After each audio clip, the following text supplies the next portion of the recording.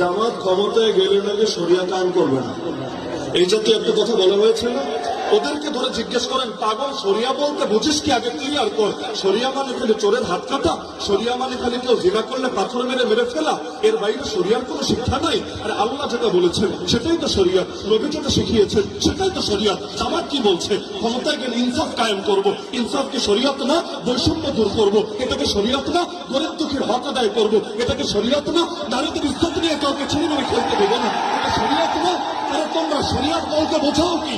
শরিয়ত বলতে বোঝাও কি? এমনকি তারা যে প্রলোভন দিচ্ছে ক্ষমতায় গেলে তারা শরিয়ত কায়েম করে উল্টিয়ে ফেলবে, এটা কোন শরিয়ত? গতকালও তো আমি দেখেছি, আমি নিজ কানে ভিডিও, সরাসরি তো ছিলাম না, এই মাঠের কথা বলছি। এই মাঠে আমার নাম ধরে নিকৃষ্ট ভাষায় গালিগালাজ করা হয়েছে নাকি হয় নাই? আমাকে আজকে এখানে আসতে দিবে না এরকম ঘোষণা অথর্ব দিয়েছে নাকি দেয় নাই? এই গিবত করা তোমাদের শরিয়ত, গালিগালাজ করা তোমাদের শরিয়ত, হুমকি ধমকি দেওয়া তোমাদের শরিয়ত, গুন্ডামি রাস্তারি করা তোমাদের শরিয়ত। বেটা ফাজিল ভণ্ডামি ঠেকানো না।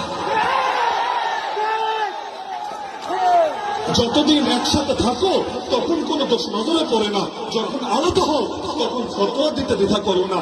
মনে রাখবেন, আমরা ফতোয়াকে বিশ্বাস করি, কিন্তু ফতোয়া দিয়ে কেউ যদি